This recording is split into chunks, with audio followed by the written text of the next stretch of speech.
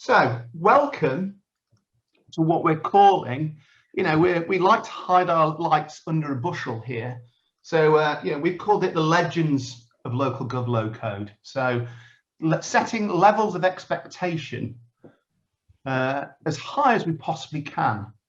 However, I've not done that with the host of this activity. I took it down to a very base level, and that's why I asked Dave Briggs, head of digital operations at London Borough of Croydon, to be the quizzy rascal of this session. However, before I invite Dave to come and sort of host this 90-minute roller coaster ride of thrills and spills around the wonderful use of low-code platforms in local government, I will go through a little bit of housekeeping. This session is being recorded.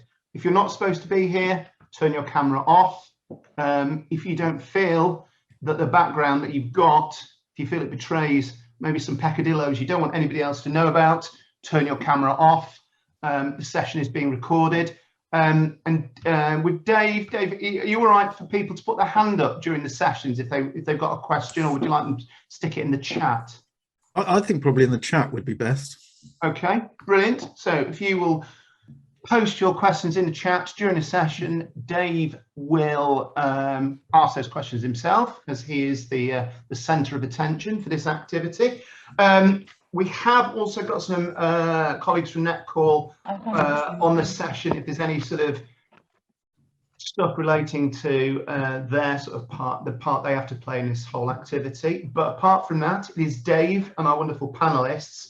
So do you want us to keep our cameras on, or do you want them turned off, Dave? Well, I love looking at all the wonderful people, so I think on. But if people could mute themselves if they're not talking or making other noises, that probably would be best. Okay, brilliant. So I'll pass on to Mr. David Briggs, who will take control. We put ourselves in your fairly confident hands, David. Over to you. Thank you very much, Nicholas, and welcome everybody to the Legends of Low Code.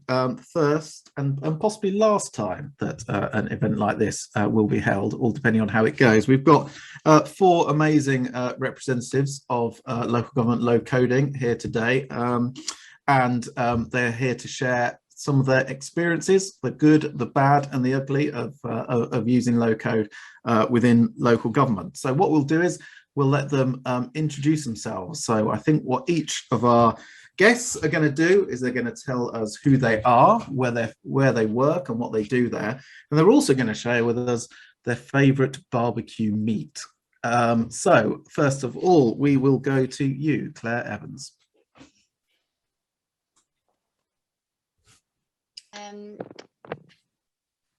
And I am from Tewkesbury Borough Council. So Tewkesbury's in Gloucestershire, northern part of Gloucestershire, and I am the council's corporate services manager. So I oversee the transformation team, which is a new team, and that's where our digital sits. But I also oversee customer services, comms and design, performance, GDPR, the corporate sort of things. And in terms of my favourite barbecue meats, that's probably chicken. Ooh, interesting. Now, that it is versatile, but also risky, very risky. Yes. Yeah, true. The chances of salmonella or other kinds of food poisoning are quite high with the chicken. Some people go for the pre-cook in the oven.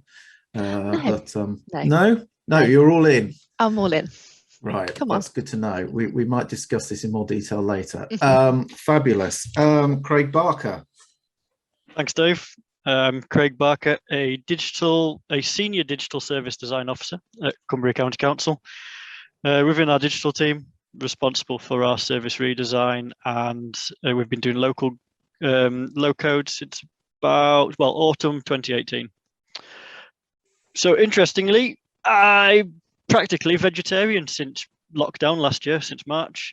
So I'm barbecuing a lot of halloumi, but previously it would be Cumberland sausage. Ah, of course. Is that like the curly one? Yep, yeah. On a stick sometimes. Very nice. On a stick sometimes, or you can just get a nice big long straight Cumberland.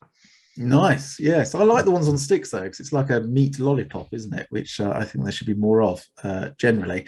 Okay, that's absolutely fantastic. Lee, are you here? I am here. Can you hear me? we can. Afternoon, everyone. Lee Gallagher, Customer Services and Digital Transformation Manager at Hertsmere Borough Council. So we're a Hertfordshire local authority. Yeah, we've got Netcall, Low Code. We went live with some processes last year. We're still rolling out some more, but we'll talk about that more during the session. Favourite barbecue meat has got to be steak.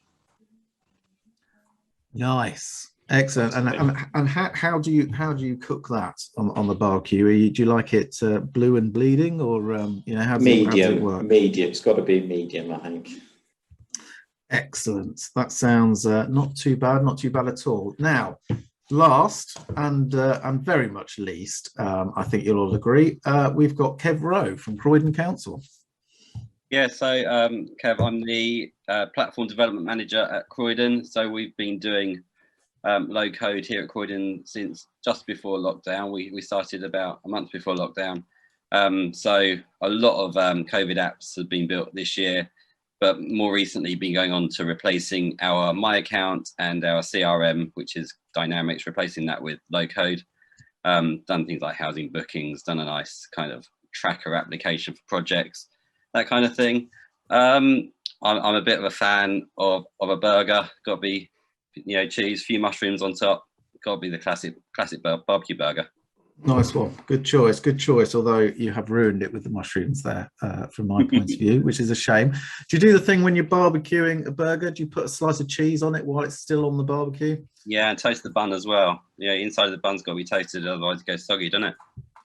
That is very, very true. Very true. So I think, were we to combine all of these things, then we would have a mighty feast at the Low Code Legends barbecue. So I'll get the invites out to that just as soon as I can be bothered. So what we've got is that's some of the nonsense out of the way. What we'll do is we'll move on to start chatting to our wonderful legends about some of the work that they've been doing around low code. I don't know if anybody's tried asking a question yet. Zoom is telling me that chat is disabled. I don't know if that's true for everybody. I've tried texting Nick about this, but he's not answering, which probably means he's using his phone for something else, but hopefully he's going to fix it. Oh, it looks like he's fixed it. Wonderful. So if anybody else would like to share what their favorite barbecue meat or indeed vegetable is, then please, you can do that in the chat, and we might look at it. Fab. So the first thing I wanted to talk about, we've just heard in those introductions a couple of examples of some of the things that people have been doing with low code in their organizations, but let's dig into that into a little bit more detail. So Craig, I'll come to you first, if you don't mind. You were telling me over email, it sounded absolutely fascinating, something about highways inquiries. How did that work? Yeah, it's a really big project for the highway service, where they were coming to the end of their contract with their current highways management system provider, and they were looking to go out to procure a new system. In-house, we realized that we could deliver a chunk of what they were doing. So full end-to-end system, from customer logging an inquiry or fault report through to being triaged by an in-house specialist team. Is this a fault? Is it something that belongs to us? Is it a responsibility of the one of our district or borough councils? And then getting passed through to the operatives in the highways service who fix that problem or put it into a plan of work to be fixed, all linked in with communication back to the customer. So work began probably around about July last year to on our part to deliver the sort of customer front end. So we're delivering customer front end, 2 stages of internal triage with a case management system, and building the integrations into the third-party systems that handle the highway service sort of specialist operations, and all the communications were now going out of our system. So we engaged with our biggest sort of user engagement, member engagement, and sort of local parish council engagement project that we've ever done to date. And I think Highways won't mind me saying that to begin with, they had never done anything like this before. They're a traditional waterfall service area. And for us to be engaging so frequently and intensely with them was a culture shock, but they are completely onboarded now, so much so just before this call, the senior manager for Highways operations or Highways delivery was going to their SMT to try and secure funding to give me some staff, dedicated staff to provide service redesign and low code support for highway service. Brilliant, that's fantastic, isn't it? So were you actually able to sort of switch off an existing bit of software as a result of that work that you've been doing? Huge chunk of existing software has been switched off. The existing piece required a user to log defects or faults through a map interface, something that we'd heard through user feedback just wasn't great. Loads of people couldn't use a map, particularly people that had any sort of accessibility issue, visual impairments, or fine motor control. So the whole fault reporting has been switched off. The whole inquiries module from the previous system has been switched off, and all the communications from the previous system has been switched off. It was an area of popular issue for our service centre. A lot of people were commenting that the comms coming out of Highways, the previous system, wasn't relevant to their inquiry, or things were being closed and they're getting closure message earlier on. So we're handling all of that in the Local platform now. Fantastic. Yeah. And was there much process redesign on the way through? So did you just sort of replicate things, or did the actual service itself get a redesign on the way through? The back-end service has had a little bit of a redesign. They were hoping the system would change their culture. Not the best way around to do it, but through seeing the way that we have engaged and we're doing sort of user-centered design, they have realized. So it wasn't done to them, it was more we led the horse to water, and now they are lapping it up and realizing that this is the way to go ahead. And that has seen some service changes. One in particular was not necessarily a service redesign, but the way they operate is we're using multiple location identifiers. Previously, people would go out to fix a pothole or a broken street lamp and couldn't find it from the customer report. Now when the customer reports it, we allow them to still use a map, or we've got what 3 words built in. They can provide us with their GPS coordinates if they're standing there with a mobile phone, and it's massively improving the throughput. We're not having any of these sort of missed reports anymore. Great stuff. No, that's a terrific story, Craig. And one of the benefits of sort of the low code approach, and particularly, well, I mean, just I noticed that there's a question just sort of popped up. I think all of our legends are using the Netcall platform for low code, and one of the advantages of that platform is, of course, the fact that there's the app share available, so that councils can share stuff that they've built, and others can sort of download it, tweak it, and reuse it. Craig, is this something that's going to be available to be shared amongst local authorities in the future? Is it something that is could be used by other councils? Absolutely, particularly the front-facing elements and the way that we've built in sort of case management and triage. It fits in really nicely with the Citizens Hub modules.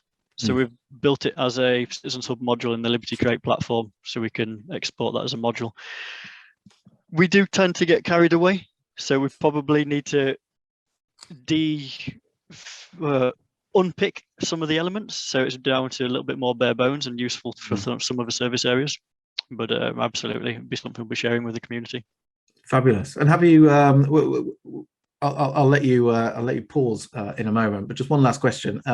You know, when you're sort of rolling this out, and this is often a challenge, I think, when we're rolling out new replacements for existing services, is did you approach this in sort of an agile way, where you could go live with a certain set of functionality and then build upon that, or was this one of those things, because you're replacing an existing service, did you have to sort of get everything working from day one? Yeah, for our element, it was a case of make sure it was working, and then what the service defined as a quiet launch. So we just one night we flipped over to the new service, and no fanfare. Immediately we realized that we didn't need a fanfare, because as soon as people found it, they were using it. I think first morning 200 odd inquiries had already come through, but everything's been working well. The wider scope of the project, there were elements of modules that could have been replaced in the back end systems, and they were sort of turned on periodically in the run up to the front end going live. But it's been the sort of responsiveness over the last 2 weeks. So we only went live on the 29th of June, and it's in those last 2 weeks that we have been responding to customer feedback from our sort of triage teams and the highway service, and making those new feature requests and change requests quickly. That has really hit home to them the benefit of building with low code in-house. Fantastic, great stuff. That's a terrific story. Thank you, Craig, for sharing that. Claire, over to you. You shared that you've been doing some interesting stuff with your bulky waste. We have, yeah. So we actually did an end-to-end review of bulky waste. So we didn't actually have an online offering for it at all. It was something that was difficult with our previous platform supplier.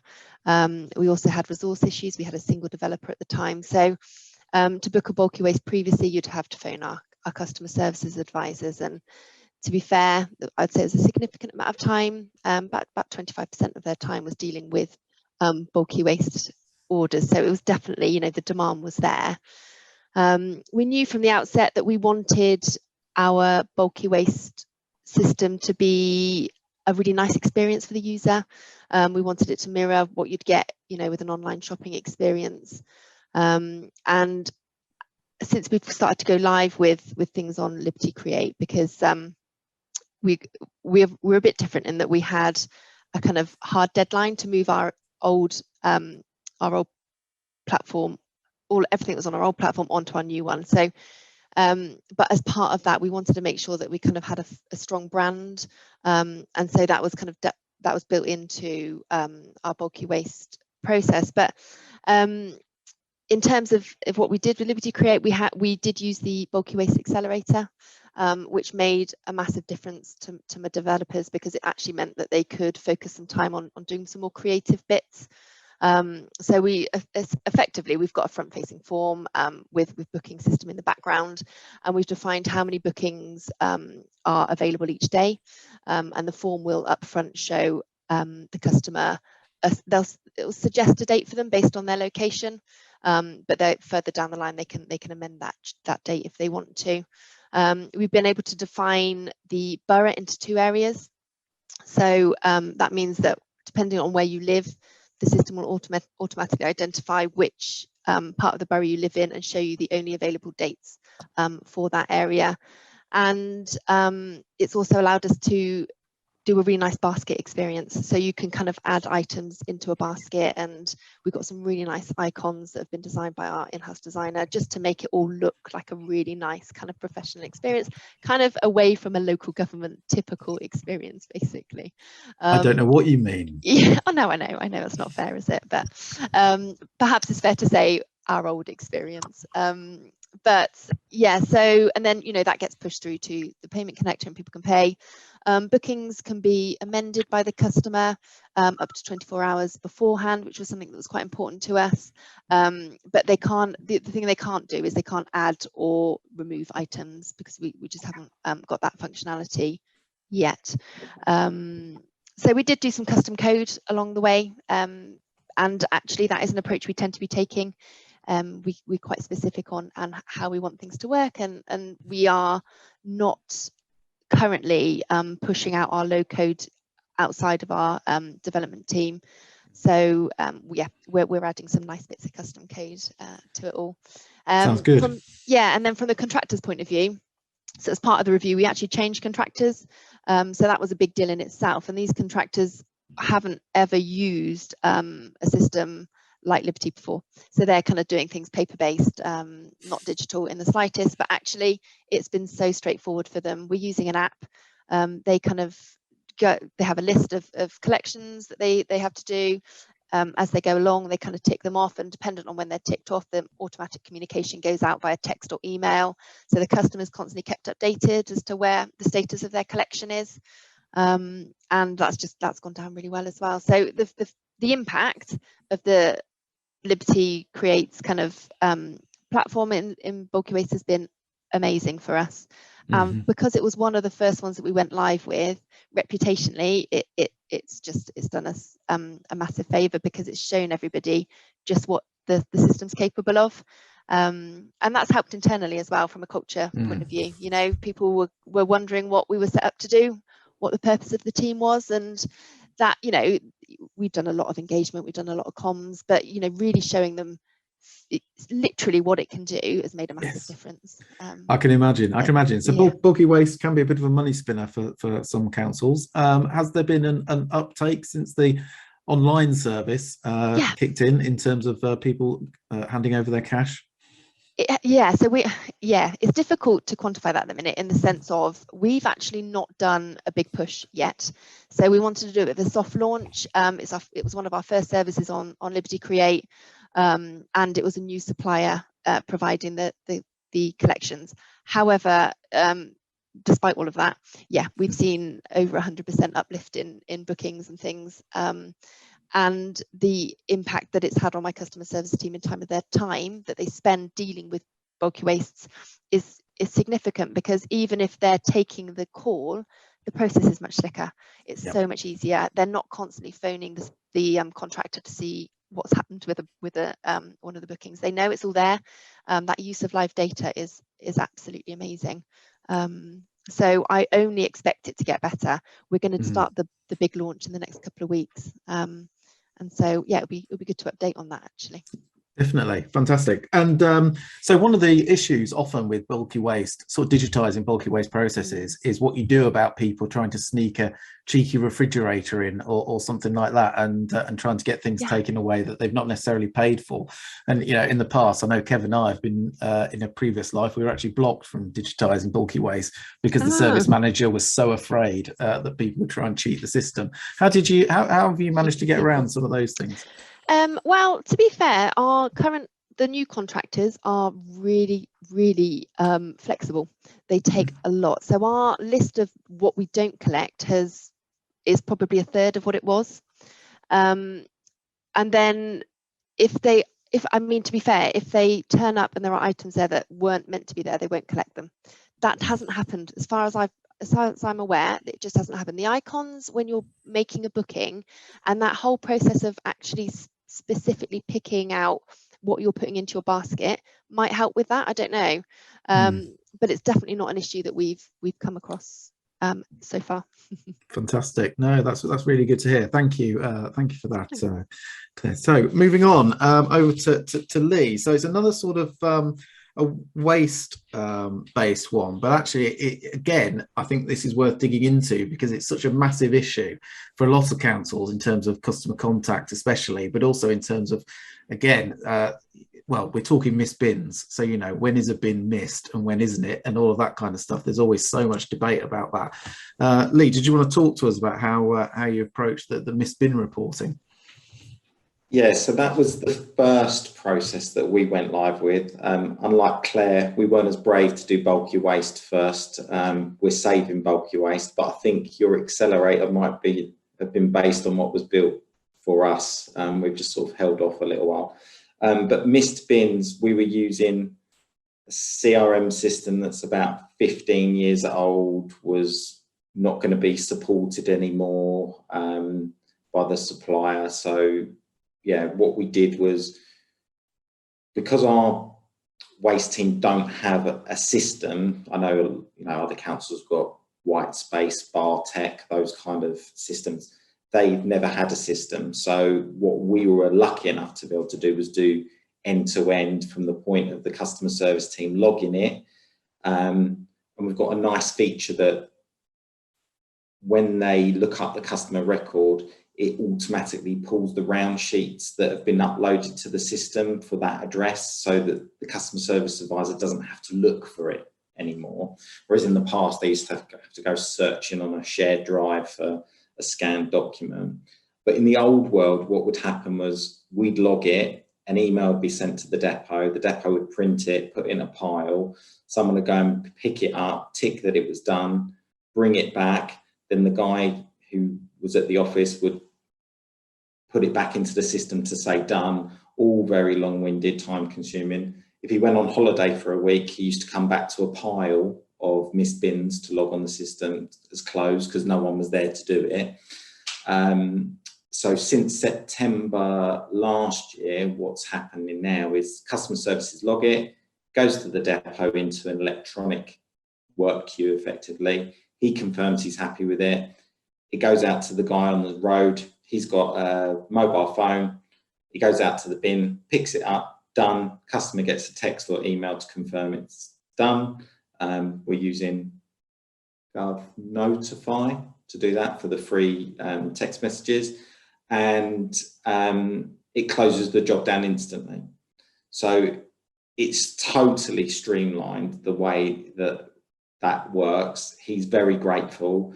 And along the way, I've been kind of chasing them and trying to get them to do it. Now they're chasing me saying, well, when are we going to have the other processes ready? Why, what, you know, can even email me this morning, oh, on this page, can you put the address on there? And we've got the flexibility to do that. Whereas in the past, you know, we'd have to put in a change request to the supplier and it'd be, yeah, we'll do it, but it's going to be X amount per day. Whereas I can just ask one of my team to go on, update the system, and we're like, yeah, we'll push it through to live tomorrow and you'll have that. And he's like, oh, okay.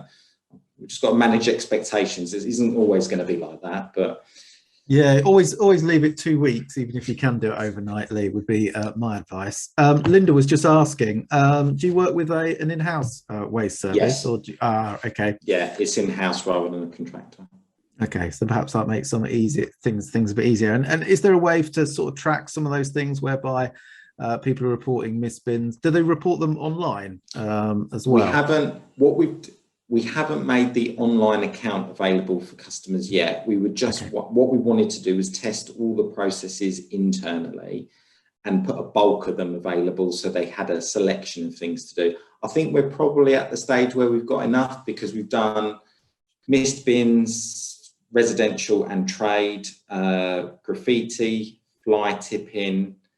We're just about to go live with abandoned vehicles and waste container requests. And then we've got clinical, pest control and bulky waste left to do after that. So yeah, it's so much easier to report on what the team are doing. For abandoned vehicles, you know, you can quite easily see if there's an area or fly tipping on a map. You can quite easily visualize how many, you know, if you've got a particular problem in a particular area, it's quite easy to spot that, which we didn't have in the past. Great. No, that sounds absolutely terrific. And so in terms of some of the feedback and things you've received, both from the service and from customers, has that been good? Yeah, I think we're getting less repeat calls because people will be saying, what's happening with this? Whereas now, as soon as it's logged, they get a text or email to tell them it's been logged.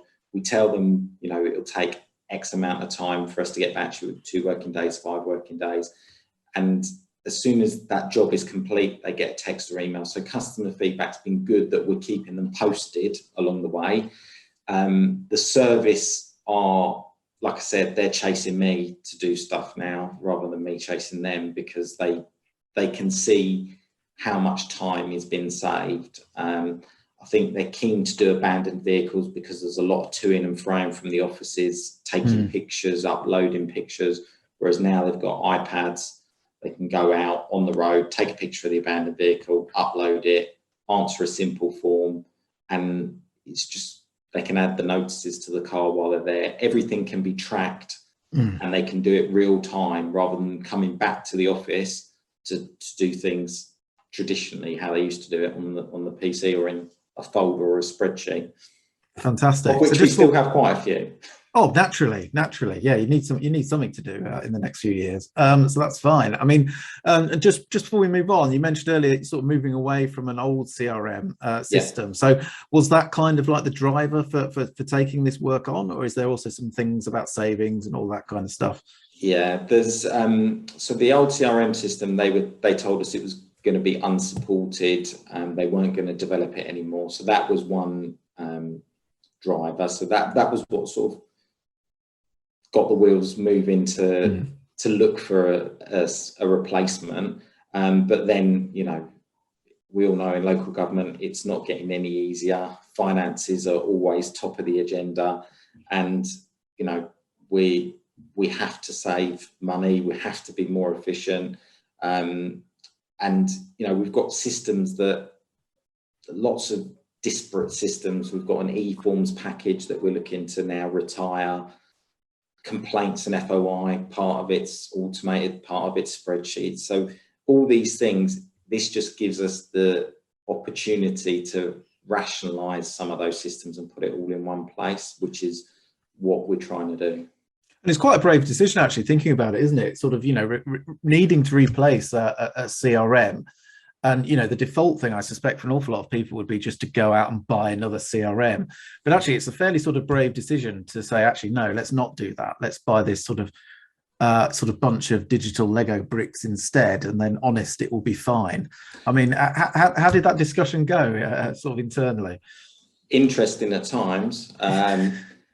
Yeah, I was quite lucky that my boss was very supportive, that we didn't just go out and buy something directly off the shelf, and she could see the benefits. I had the support.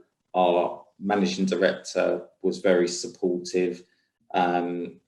So yeah, I think the people that were most skeptical was our IT team, if I'm honest, because they were skeptical about resourcing it over the flexibility it gave us. So I said, fine, I'll take it then. And actually 2 weeks ago, 2 of the IT team are now trained, because I think they can see the benefit themselves, and they're going to be the ones that will help to replace the e-forms package. So hopefully I'm converting them one by one. Sounds good. That sounds absolutely fantastic. Now, coming over to Kev Rowe now in Croydon. Now, Kev was the only one of our legends that failed to reply to my email asking for stuff that was going on. Luckily, I do have a little bit of inside knowledge about what's happening, so I can just pick something at random and make him talk about it. So I could choose something really horrible.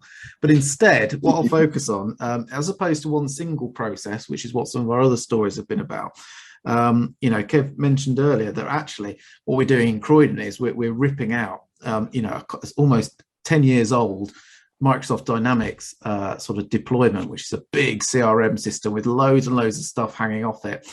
And we're actually working our way through replacing all of that with Liberty Create based components. So it's a massive story, but I'll tell him to shut up when we all start getting bored.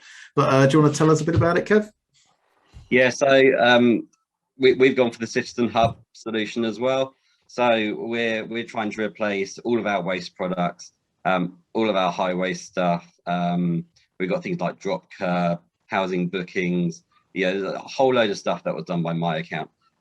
It's worth saying that my account did have revs and bends and planning and stuff in it as well, but we've actually decided to buy some other portals to kind of complement the Liberty Create stuff as well. So some of the revs and bends stuff is going to a dedicated revs and bends portal, and the same with the planning stuff. But most of the big stuff, you know, especially the waste, everyone talks about waste, but it is the most important thing that we do for most of our residents.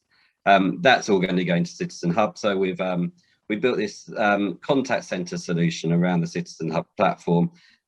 We've decided not to use the portal function of it, so we're not going to allow our users to log in and transact that way. We don't think that's the best user experience for our users, and we're building out all these kind of hosts around it. So we've got a waste host, which is going to do missed bins and replacement bins and assisted collections, and we've got this other host called Waste Plus, which is our paid for waste services such as green bins, you know, garden waste, and bulky is going to be sitting in there. We've got a housing host, which is doing housing bookings. We've got a people host that does our red file. I don't know if other people have got similar processes, but if we've got a customer who we feel is a threat to a member of staff, we like to log that against their record so that when staff are doing visits, they can do risk assessments on a property or on a person to see whether there's any risks, anything to be aware of. So that's our red file app that sits in people. What else have we done? We're just building drop curb out in our place host, and that's going to be where a lot of our street stuff kind of sits eventually. And so yeah, we're doing loads at the moment. We're doing some big integrations with Veolia's waste system, and that's really tricky. We've had to have quite a lot of help from Netcall on that, but we're well on our way. You know, we're one of these councils who outsources all of our waste to a contractor, and that, you know, it does make the process more difficult because we're not really in control of it so much. We're bound by contract. We've got to do things, you know, in a very specific way as per the contract, which means we've got to build our products in a very specific way. We've got a lot of constraints to consider. So that's been happening. We're hoping to get our first few, general inquiries. Sorry, let's get the biggest bit. So a lot of telephone calls that we get aren't about those services that we're building out. They're not about reporting a missed bin, or they're not about applying for a bulky waste collection. They're just general inquiries. It's, you know, I need to know this, I need to know that, I want to ask this service something, I want to ask that service something. So we've built out this general inquiry app, which basically connects our contact centre staff with every other team in the council, so that they can raise a case against any service, and that will email a generic mailbox for that service. They'll get a link, so they can click on the link and they can process that case through, just as if it was their own system. And that's really good because we're constantly updating the customer as that process goes through. So when it's accepted by the service, we will send the customer or the resident an SMS or an email to say that we've started to work on their case, and we'll reiterate the SLA. I think, you know, previously, you know, people are saying one of the ways you can reduce calls is by constantly telling your customers what to expect next, so they don't phone you and ask you all the time. And then when the service does the work, you know, be it on the platform or on their own line of business system, they then put the resolution onto the authenticated web page, and that firstly updates the customer about, you know, how it was resolved, and to let them know that it was resolved. But it also leaves that case sitting there in the CRM, in the Citizen Hub, so that when the customer phones back at a later date, our contact centre can see the whole history of transactions against them. So that's quite a big one, and we're hoping to go live with that really soon, because we decided to trial it with our out of hours service, which is a very small service, and they only do kind of a small subset of all the services that the council provide. But in a few weeks, we're hoping to get them to start using the Citizen Hub to record all of their interactions, because they don't have a system at the moment. We showed it to them, they really liked it, and they said, can we trial it for you before you go live with everything? So we're going to take them up on that. So hopefully in a few weeks we'll have a bit of feedback about how that's going. Fantastic. Yeah, I'll let you pause for breath briefly, and also, are you being attacked by seagulls there by any chance at the minute? Yeah, there are a lot of seagulls around here. Yeah, I'm lucky enough to be living by the sea. Indeed, and no doubt, yes, you probably need to do something with all that rubbish in your garden that they're sort of attacking. But there we go. That's all brilliant. I mean, you know, obviously, I don't know whether people are aware, but you know, Croydon as a council has one or two financial difficulties of its own, and you know, the financial case for replacing the dynamic CRM with the Netcall tech was quite a compelling one, wasn't it?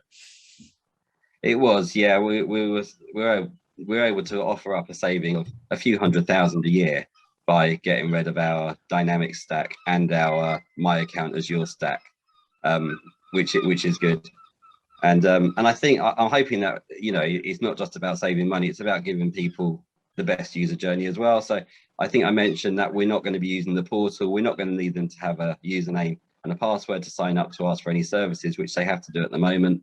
Yeah, the big thing for me is that people can land on our website, they can fill in a web form, and we can deliver the service. And then behind the scenes, we do all that matching up, and we've got quite a lot of intelligence that we've built into the system to use the data that they provide on the website to automatically match that case to the person record in the Citizen Hub.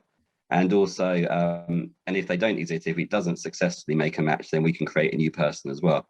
So a lot of what we've been doing is around making sure that the user journey comes first, and that we trying to deliver that by by whatever means we need to do. Even though it's been really hard work to get that auto matching working, and actually it requires quite a lot of development to do that. Ultimately, it's about that customer journey. Fabulous. So how does that all sort of work technically, in terms of, so if I'm a resident, and I want to find out what's happened to my I don't know, my bulky waste order or whatever it might be, how do I then, if I haven't got an account to log in and check this stuff, what's going on, how do I find out? Yeah, so what I want to brand as the magic link, I don't know if I've persuaded people yet. Whenever people transact with us, we will send them an SMS and an email, and that will contain a link to that particular case. So they click that link at any time, and they can go and have a look at their case. And so for example, green waste we're building at the moment, this garden waste, it's a subscription model. So people can subscribe to a garden waste service, and at any time they can click their link, and from within there they can do amendments, and they can renew if it's within 1 month of their renewal date, and they can do cancellations, and they can order more bins, or they can ask for less bins. And all of that can happen through that authenticated link. And it just means that we need to build a little bit of an additional process for if somebody can't find their link. So if somebody says to us, if somebody goes to the website and says, I want to transact with you about my garden waste account, they put in their postcode, and it said, this address is already subscribed. Go and find your email or your SMS. But if you can't find it, click this button. And all that button does is it goes and has a look at that address, and it will have a look at the person who's attached to that address, and it will resend the SMS link or the email link to the email, to the email address and the mobile phone number that we hold for that person. If they have got to that point whereby they don't have that email account anymore or that mobile phone, then of course, we've got to then go to a more manual process where they'll phone the contact center, they can update the details and click and send it out to their new email address or their new mobile number. So we've got to think about all those scenarios when we're trying to create this better service that doesn't require usernames and passwords. Indeed. Fascinating stuff. Okay, thank you for that, Kev.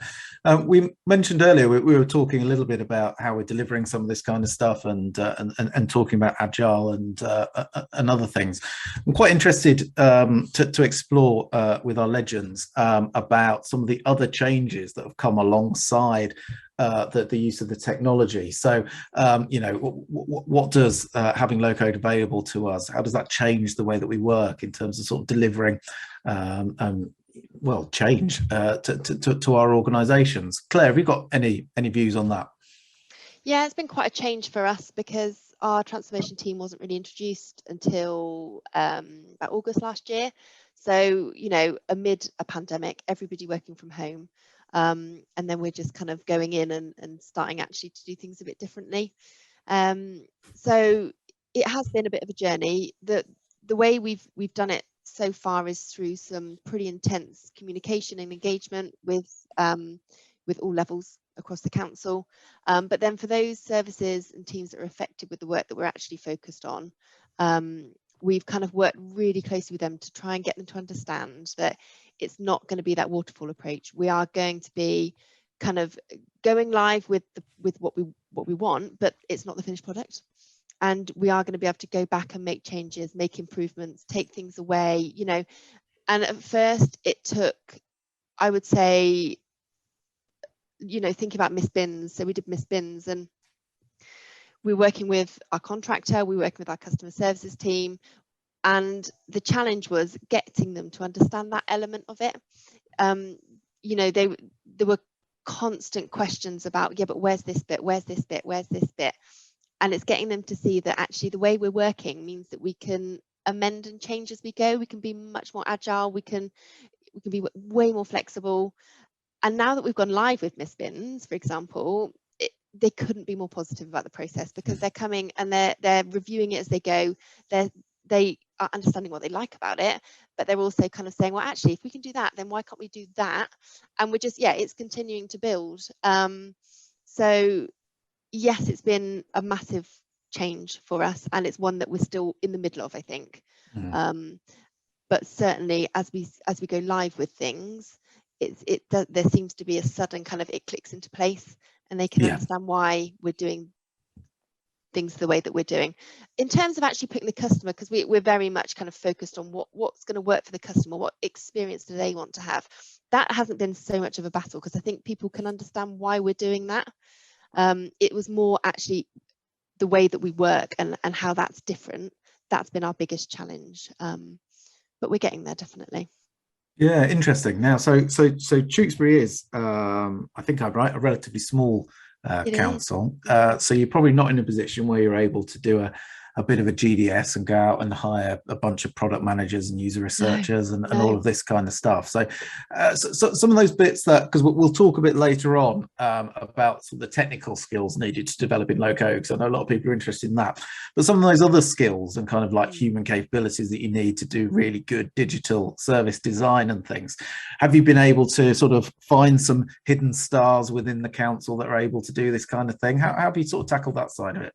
Yeah, we're quite. I feel quite lucky with my team. They are absolutely brilliant. So the team was, some of the team members were sat in IT before. So we've got 2 developers. One of them's the team lead for the technical side, and then we've also got a part-time business analyst and a web and digital designer. So between them, they come with some really, really valuable skills in terms of that kind of user experience.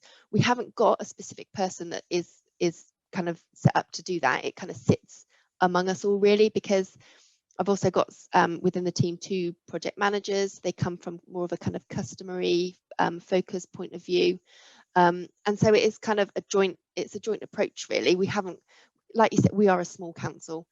We do feel lucky to have a dedicated transformation team when we talk to other councils and they don't have them and the struggles that are going through.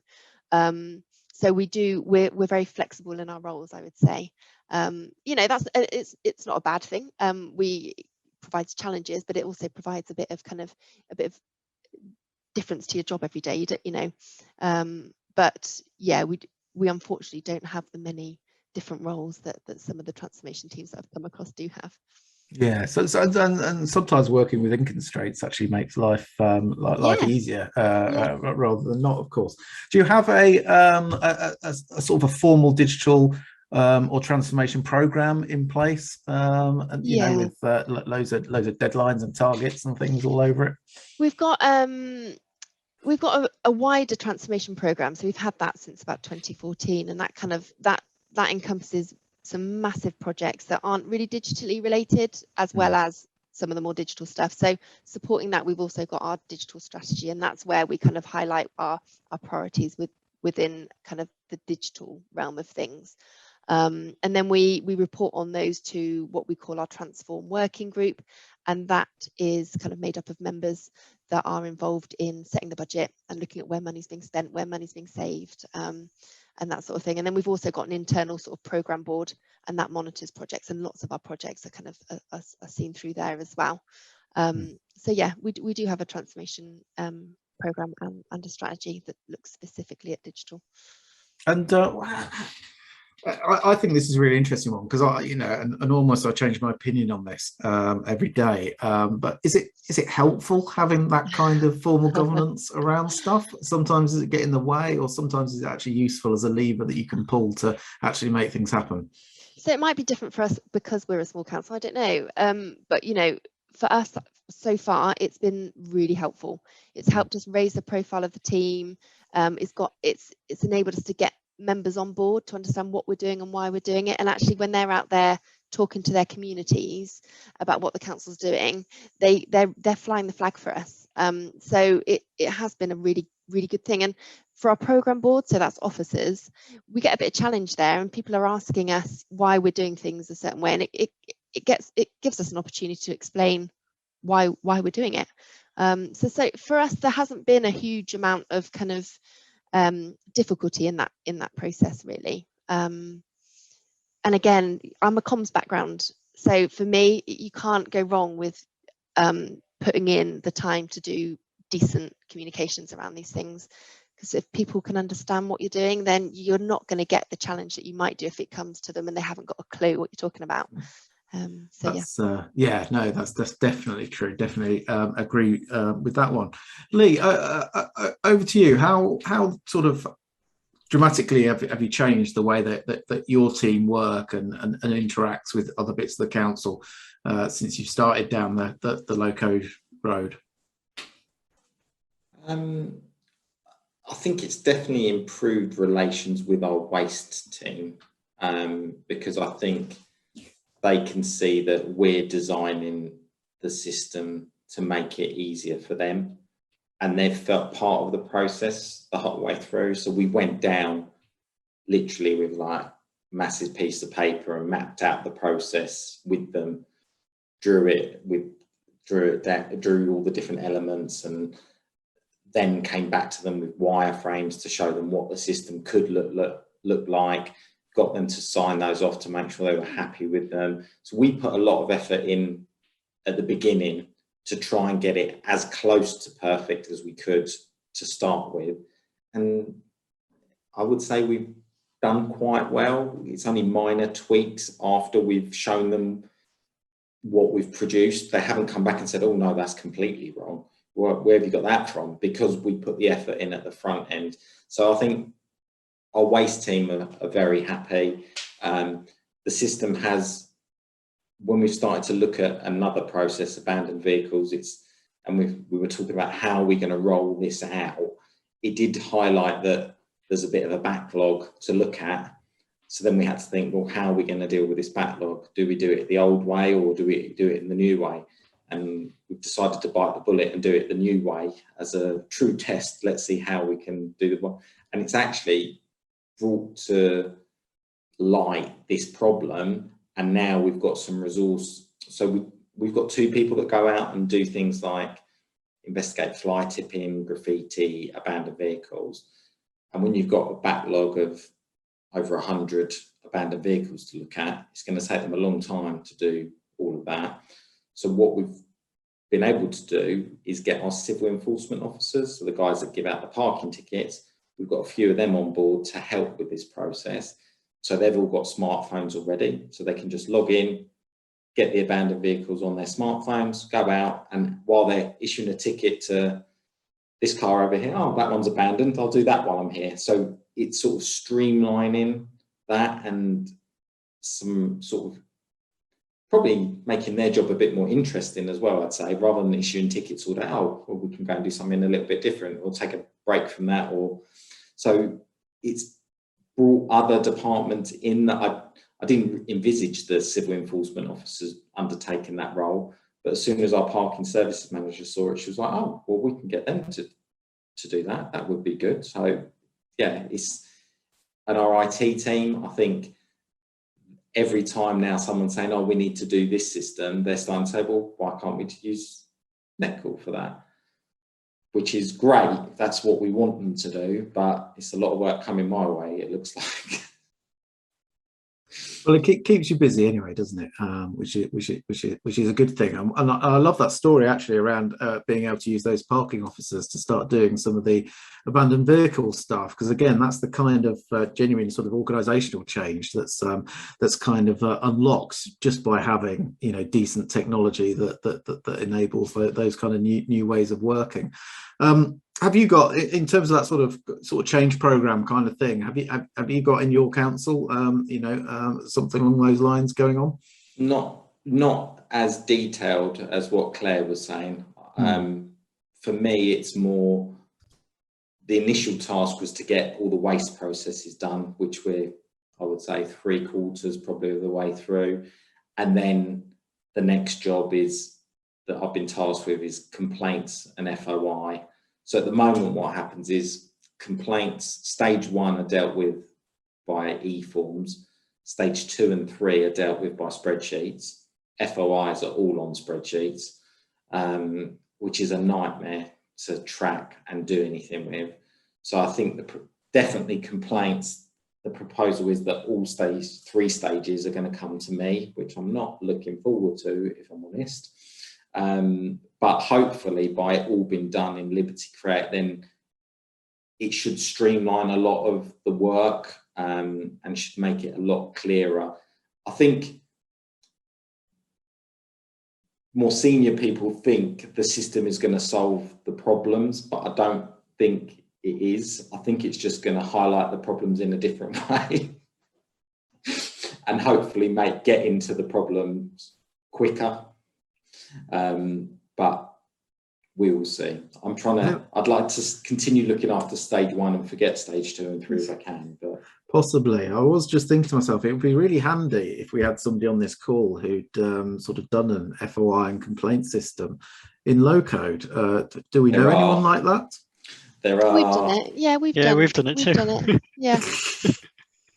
Yeah, we are borrowing complaints and FOI. I think complaints, we are looking at the Tewkesbury one. I think Simon and Pike from Netcall, we are looking at Tewkesbury's one to adapt it slightly because ours is a 3-stage process.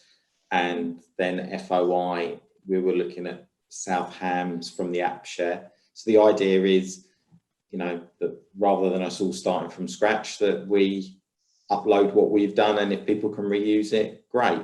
Which is when Claire was talking about your bulky waste, it was all sounding very familiar to what we've done. So hopefully that saved you some time, and if we save some time by you reusing the complaints, then that's what it's all about. And I think that's going to be time well saved, because I do believe that complaints in particular is one of the very worst things ever processes to ever sort of work on and try and improve and things. It's nobody enjoys it, I don't think. So have lots of fun with that. Craig, over to you in Cumbria. In terms of those sort of things around sort of ways of working, and really interested to know, again, probably slightly bigger council than the ones we've been talking about up till now.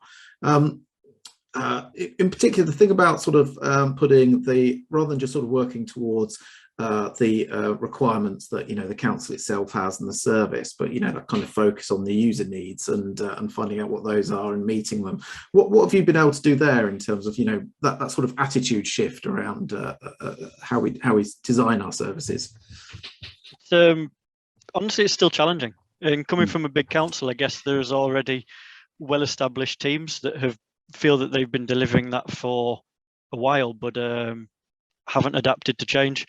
So we have been running on a small team, much like Clare and Lee. And well, what we've found from working with low code is we have been able to work much quicker than the existing ways of working. So a particular example might be if we're looking to onboard a new service and we're having a kickoff meeting, we can prototype in that meeting, which is a very agile way of sort of documenting the business needs. And I guess I'll address one of the questions in the chat was around the definition of low code, and the Liberty Create platform we're using pretty much gives us an infrastructure as a service in terms of low code, where we're building relational databases and case management backend systems, the communications and APIs and integrations to go with it. So those initial kickoff meetings previously would have required tickets into IT for a new database table or database request, network rules to be updated and firewall rules to be implemented, integrations into legacy systems to be opened or access provided to. And I'm sure everyone on the call can start to understand that sort of thing takes a lot of time. And with it being built into the system, well, our new way of working now is just to crack on, start building in front of those service areas. Like Claire was saying, we engage heavily as a project team. And those teams from the service, or those members from the service that have been included within the project, gain a real understanding and a real sense of empowerment because they're designing with us as we go along and as we build. So the way of working for us is really sort of responsiveness and speed of delivery to enable that sort of continuous agile methodology. Oh, you are on mute, Mr. Dave Briggs. I am indeed. You know, that's my first fail of this meeting that you all know about. Anyway, but that's really interesting. That's a great thing. And I think, Kev, just to bring you in on that idea of using, so you know, that sort of I say traditional, it's not really that traditional, but that sort of cycle of digital delivery, which is, you know, you do your alpha and your beta, but you generally speaking, your alpha is a prototype that you kind of throw away. The low code way of doing things actually sort of chucks that out, doesn't it? Because, you know, I can remember us sitting in meetings where somebody was describing a thing they wanted to do, and you just sort of built it in front of them and said, "What, like that? You mean?" It's a really powerful thing, isn't it? Yeah, it is, and I think it's really good for establishing that trust that you're capable of building something as well that's, you know, got the quality and and is useful, and that you've understood all those user requirements that have been thrown at you in that time. So yeah, it's the kind of thing that I like doing.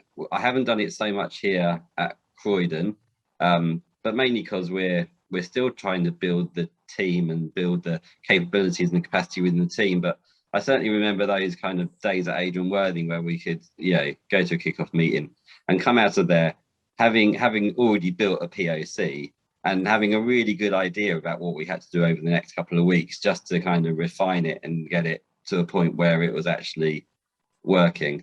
I suppose we did do it once here at Croydon, didn't we? With our project tracker. Yeah, I know it's an idea that me and you have been knocking around for a while, but I think you did me a couple of sketches a few months back, and that evening when I was watching a bit of TV, I was just putting that together in the background, and the next morning I kind of said, "Is this what you want?" And I think within like a few days we'd gone live with it.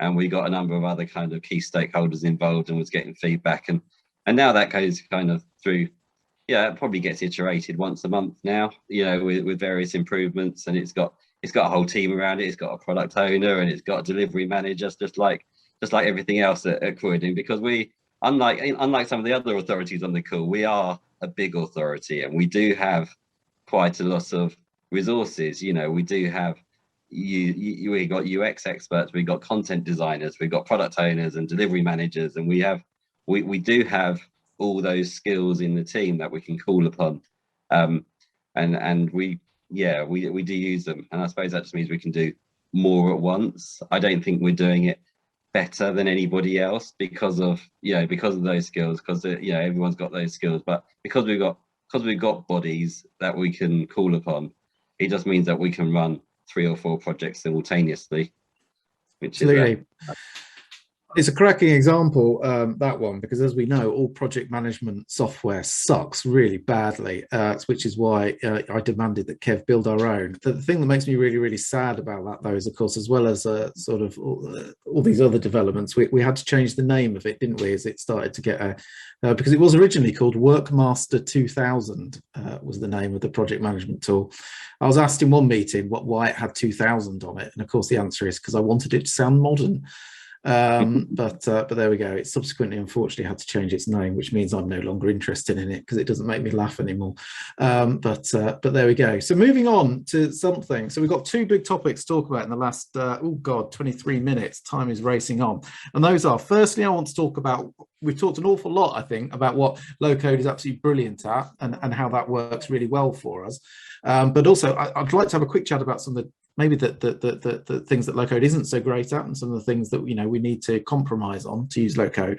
And then the last bit is picking up around who actually does the development work and what the team looks like around that. So Kev, as you were just chatting then, let's keep you talking for a bit longer. What would you say are some of the compromises that one has to make if you go down the low code route? And don't say there aren't any. Or has he just frozen? This is the thing. So Netcall have installed something on Kev's PC so that if he starts being critical of low code, it just stops working. Hang on, no, he's back. Oh, you got me. Yeah, no, and I was saying I can't actually think of any real downsides to it. So there's been nothing that we've tried, that we've attempted, that we couldn't do. I mean, there's some stuff that we've needed help with, you know, the integrations with other systems such as Veolia, and we're currently trying to do an integration with Azure for doing file archiving.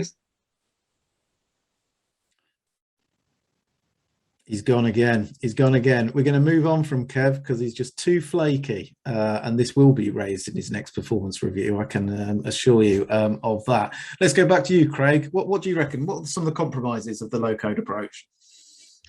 Functionality-wise, we haven't found any drawbacks to the system itself or to the way we build or handle service design. But based on that sort of the speed and responsiveness, there's a knock-on effect to that we get a reputation for being the quick build team and go to digital because they can knock something out the park for you in just a week or so. We do have to rein people in then. We're still having the same sort of challenges around engage with us early so we can do a proper assessment and discovery around your piece of work. I realise this answer sounds like tell me your weaknesses in an interview and I'm a perfectionist, but the platform's fine and it's everybody else that we're needing to control because yeah, we still want to do things properly in terms of user research and user-centered design, and because we can sort of low-code superpowers our abilities to deliver. We don't just want to rely on quick delivery and knocking things out quickly. Absolutely interesting. Claire, what's your take on that? I mean, one of the things that's often raised that sometimes can be a bit of an issue is around look and feel and you know, and the design aspect where to a certain extent perhaps you know you get what you're given a bit more than if you had sort of a team of people sort of designing things specifically for you. That might be a bit more what you wanted. How have you found that? Well, I think to be fair, I asked my team. I sort of said to them, you know, what would you consider to be any of the drawbacks from using the low-code platform? And like the others have said, they couldn't really pinpoint any. Now, the benefit is it's almost a benefit of it being low-code and it's not no-code, that you can actually customize and you can add code when you need to. So we've kind of, from that look and feel, we have added our own custom code to it, and they've used themes that work for them. So that it's still not a drawback from our point of view. It's such a flexible, you know, it's such a flexible thing to use that, yeah, we are yet to find a problem. Interesting, and that's a very, very good thing to hear. Lee, have you found that you've had to compromise at any point on this stuff? Was there anything that you was just too hard to do in low code? Well, the package that we went for meant that we have sort of a mentoring and support package from Netcall. So when we've got stuck, we draw upon that mentoring and support. The challenge that we've had is been so few in numbers that are able to do it. You know, we don't have the benefit of business analysts and designers and a huge team of people. So that's slowed us down, I think.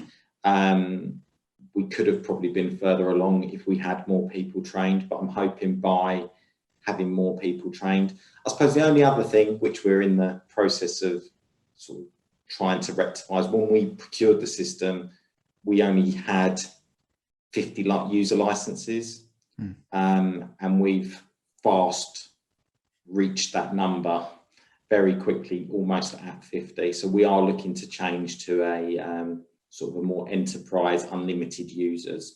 So that for me is a little bit of a challenge. It's not a downside of the system. It's a downside of how we've procured, or at the time there wasn't the option of having unlimited users.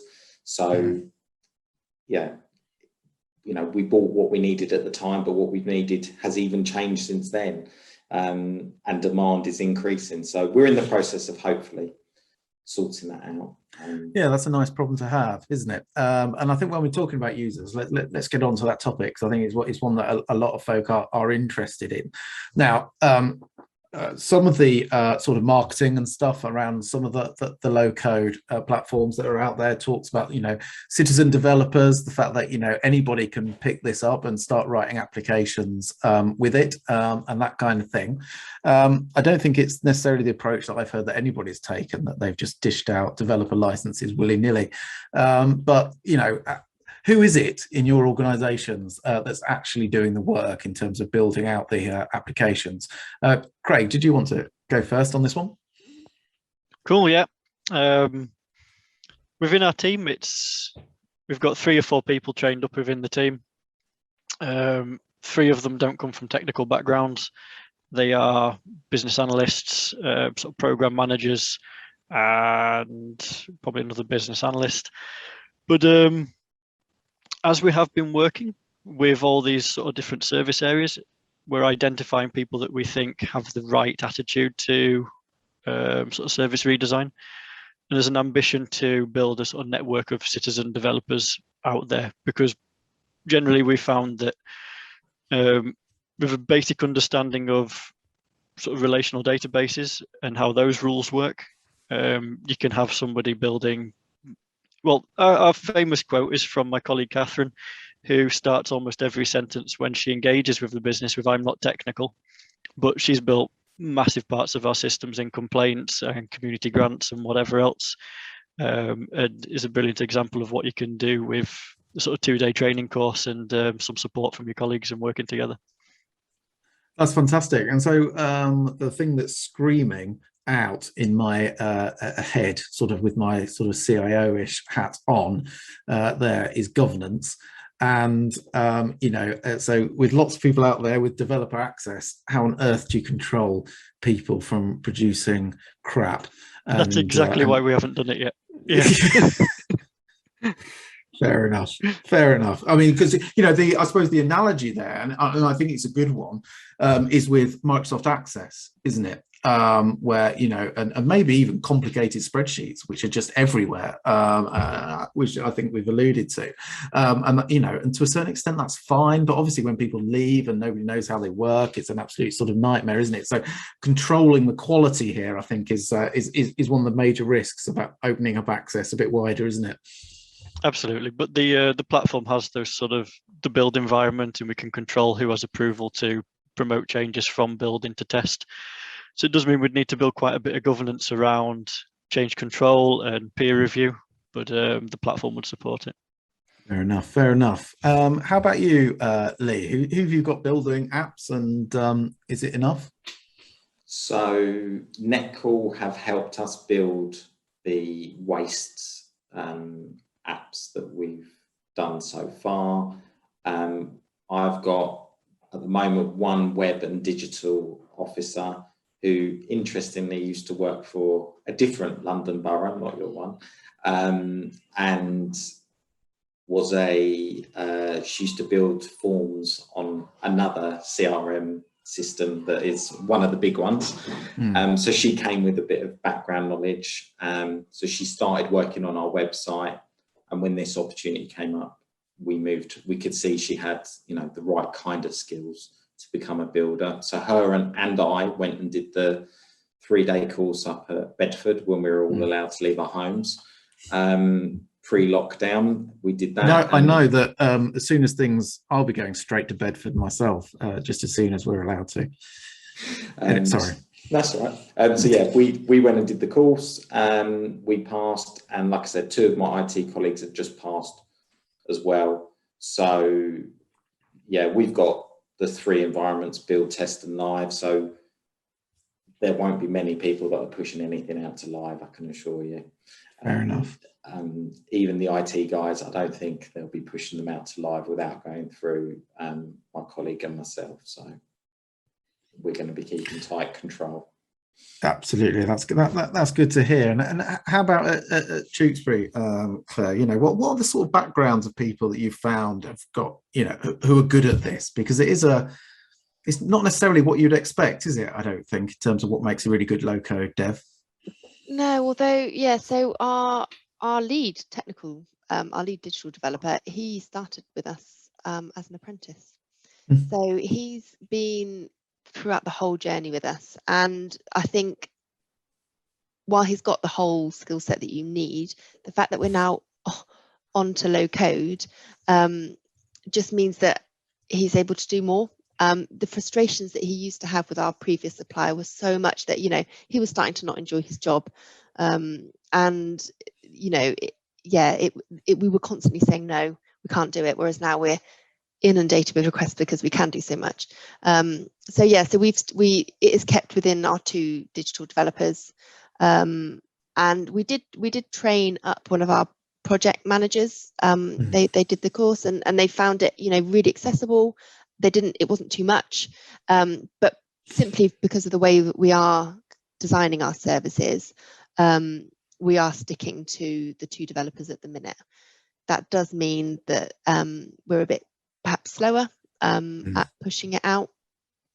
But, you know, yeah, for us to put that onto services outside of the digital team would be a lot from a capacity point of view. Yeah. And also from a quality control point of view as well, like we were just saying. I mean, that's really interesting, isn't it? And for a sort of relatively small authority, you know, if the word starts getting out about how good this stuff is, and, you know, the list of demands from the rest of the organization is getting bigger and bigger and bigger, does it give you more confidence that you could actually go back and say, well, actually, you can have these things, but you're gonna have to give us some more money because we need more capacity to do this, you know? It's interesting. Yeah, that has happened. So we've rolled out what we've rolled out since we've gone live, and the list is continuing to grow. I mean, from really small things that people need in their services to some pretty massive, major, kind of getting involved in big planning reviews. All of them are kind of knocking out modules to legacy systems, or, you know, building things that they would otherwise have to buy. But the impact has been that, you know, management team have recognised it, members have recognised it, and they're investing more in the team. So yeah, our team will be growing over the next sort of 6 months, which is absolutely brilliant. Yeah, it is. And it's, yeah, simply because it's been recognised. I mean, I think the sort of brings us to a bit of a close on this one. I think the interesting thing is that I think you know, this is almost like a new sort of discipline that's growing. And, you know, one of the issues often with sort of growing, you know, when you get to that point where you can actually go out and find someone specific, rather than finding somebody that was already in the organization doing vaguely this kind of thing, let's turn them into one of these loco devs. When you actually go out specifically for somebody to do this, is that there is no real market, I don't think, at the moment, of low-code. You know, there's no role of a low-code developer that you can just go out and sort of hire. And in the sort of, we've just restructured our team, and we have actually created a couple of roles where the job title is low-code developer. So we're actually going to be looking specifically for people to be able to do this.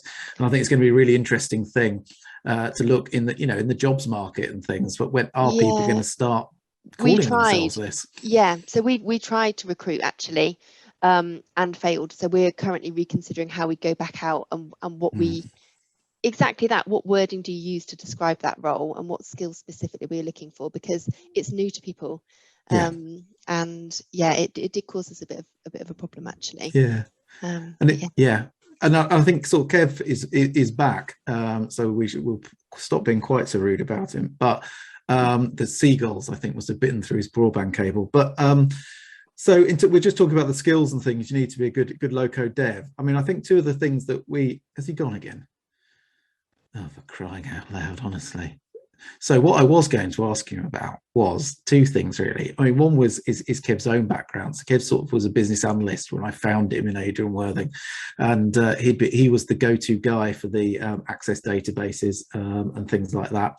And so he had that sort of ability to think process, but also that, I think, ability to think tables, which I think is the two sort of things that you need to have.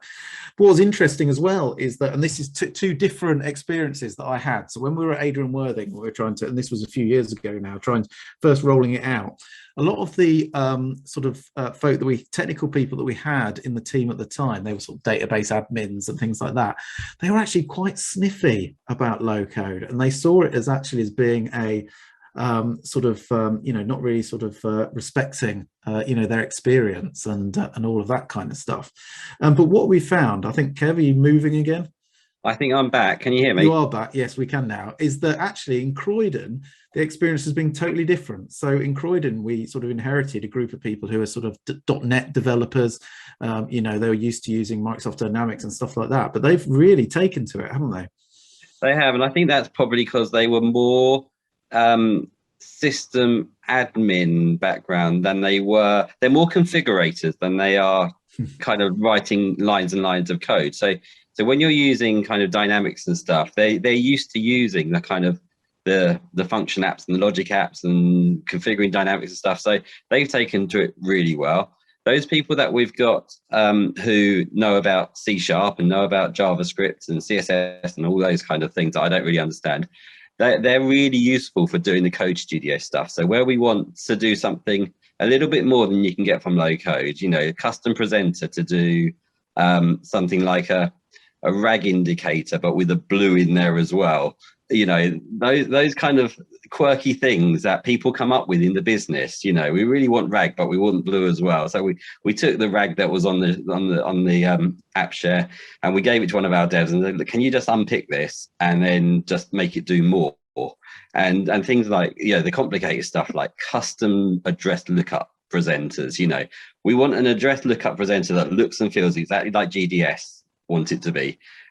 You know, that doesn't come out of the box with low code. So we send those people with those skills off to do that kind of, you know, kind of building the capabilities that we need that don't come out of the box. And that keeps them really happy because, you know, they like to write code and that's the way they like to work. And then everybody else who just wants to provide a service, you know, they're also really happy because they can just put these Lego bricks together, like you said earlier, create really nice end-to-end processes.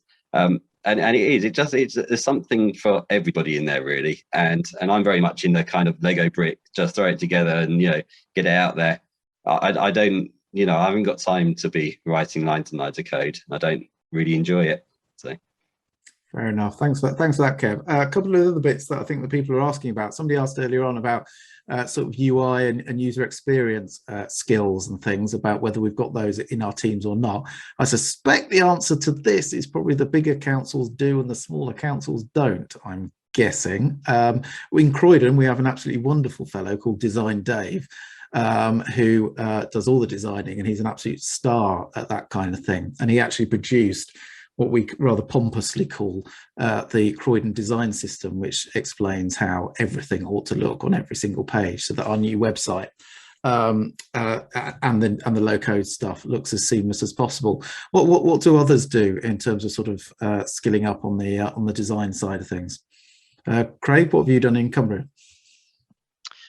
In terms of looking for an authority, we point people to the GDS design standards, or whatever it's now known as, which is helpful for when service areas say, oh, we need it to look dynamic and flashy, which doesn't help anybody, and we can rein them in. But in terms of the sort of UX and UI skills in-house, we are sort of trying to develop them.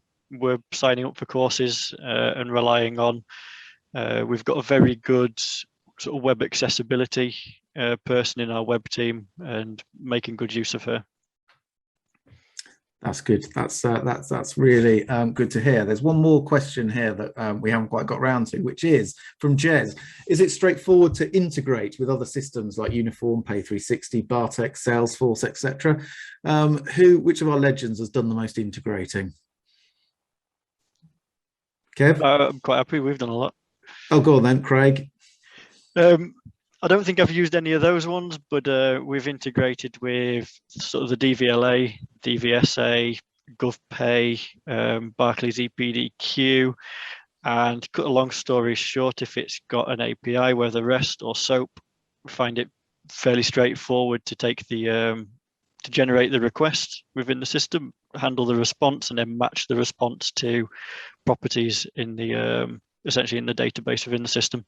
So yeah, once you've got the data in, it's very easy to manage. Totally. So I think basically the story here is that if you run into a problem integrating with the low-code platform, the problem ain't going to be at the low-code end. Let's probably put it that way. More than likely it's going to be with the sort of that legacy line of business system that you're trying to integrate with. Fabulous. Well, I think we're pretty much at time now. So I'd like to give a massive thanks to the legends of low code for joining us. You know, I think they probably ought to be given crowns that they can wear from this moment on. I don't